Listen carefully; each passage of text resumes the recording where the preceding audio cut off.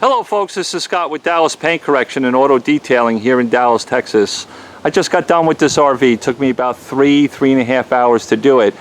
I want to explain to you, I get a lot of questions. Scott, I'm a new detailer. How do I get into RV detailing? Hopefully the wind isn't causing problem, guys, but I'll move around. How do I price an RV? I've never done RV detailing. Well, there's a lot of things you need to know about RV detailing, but I'll make this as general as I can. When it comes to pricing an RV, I have a couple of different packages. If all four sides of this RV are going to be washed, the glass is going to be clean, the wheels and tires are going to be degreased. I do not polish them. I just basically clean them with a degreaser and rinse them out, and then I'll just take a glass cleaner and kind of give them a little extra pop. If I'm doing all four sides, the glass and the wheels, that's $6 to $7 a foot. That does not include the roof. When we start looking at this particular RV here, I was $7 a foot, and then I charged the customer just an extra $50 to clean the roof. Why? The customer said, hey, listen, I'm not overly concerned with the roof, but if you can just give it a light scrub and rinse, that would be great. So that's awesome. So that's where I am with this particular RV. I went an extra mile here, and I actually wiped or sprayed all over the side of this RV with a spray wax, just to give the gel coat and the vinyl a little extra pop. But I want to talk about, is that all that is entailed with detailing RVs? God, no. You got to remember, these RVs have huge kickouts that come out of the side of these RVs. You also have all these compartments down below. Somebody may actually want you to polish, hand polish all of these aluminum wheels by hand. This is where things start to get a little hairy and extensive when it comes to detailing RVs. Let me move around this side so I'm out of the wind, guys. I don't know if this is going to help, but we'll try. So, in my opinion, $6 to $7 a foot for just doing all four sides, cleaning the glass, cleaning the wheels, and maybe just use a detail spray on this thing is fine at that price. That does not include the roof. If you're starting to do very extensive detailing, meaning you're not only going to clean all four sides of the vehicle, but you're also going to kick out every kick out, open up every compartment, deep clean the roof, and also apply some type of sealant. Maybe somebody wants a sealant applied by a DA. Maybe somebody wants like Geon wet coat applied, and then you rinse it off, and then you got to make sure you don't get any spotting. When you start getting into extensive RV detailing with all these intricate areas, we start getting to $10 to $15 a foot. Those are starting points, folks. What that basically means is, hey, depending on the condition of your RV, it might be $10 a foot to do all four sides, the kickouts, the compartments, and the roof. But if I get there and your RV is extremely hammered, meaning it has not been cleaned or washed in a very long time, let me tell you something.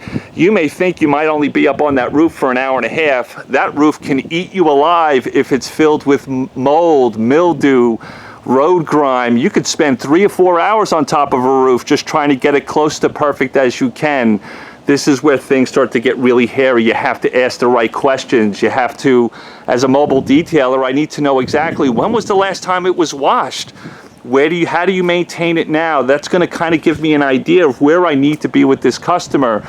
But basically, those prices are starting points, and if I get there and it needs to go up, it will only be because the RV's in really bad shape. So quickly, $6 to $7 a foot when you're just cleaning all four sides, glass, wheels, and tires. That's it.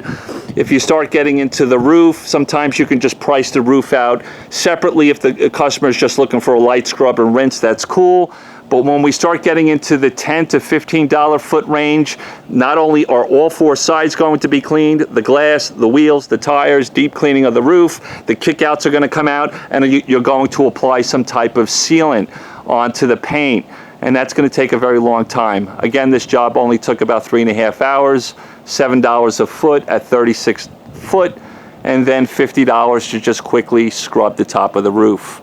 I hope that helps you out, folks. It is so difficult for new detailers to try to figure out where you need to be with RV detailing.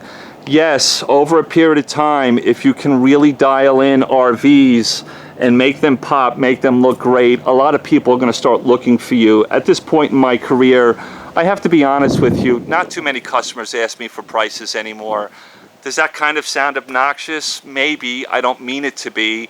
But my clients just basically call me and say, Scott, dial it in to the best of your ability and then just hand me a bill when we're done.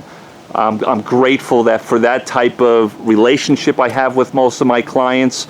But again, at $7 a foot, $50 for cleaning the top of this roof, dialing in the wheels, this RV looks sweet. Takes 3.5 hours to be able to do it with one man. Guess what? That'll make you a very busy detailer, and a lot of people will come looking for you. I just wanted to share that with you. Folks, it takes time. It takes time to win the trust of somebody who owns an RV. You want to know why? These things are expensive, and people want them to look a certain way when they're done. This is why you really have to communicate effectively. Talk to your clients, ask them what they're looking for. Folks, I know the wind is starting to get really crazy, so I'm going to cut this video short. But I just wanted to show you the after effects of this RV, 3.5 hours to be able to do it. Let me bring you in on these tires. My client loves very wet, very slick looking tires. Folks, that is some of the wettest tires I have ever seen. They actually look soaking wet, right? Well, they're absolutely dry to the touch. One day I'll explain how I do that. No, it's not Stoner True Tire Finish. I do something else to it. I do have some secrets still in my pocket that I'd like to hold on to, but I just figured I'd share that with you. Look at how wet and slick that is. This particular customer loves it, wants it, and that will not sling on the paint. It will not reactivate in the sun. Just one of the tricks I have learned along the way, folks. I love you all. I'll talk to you soon.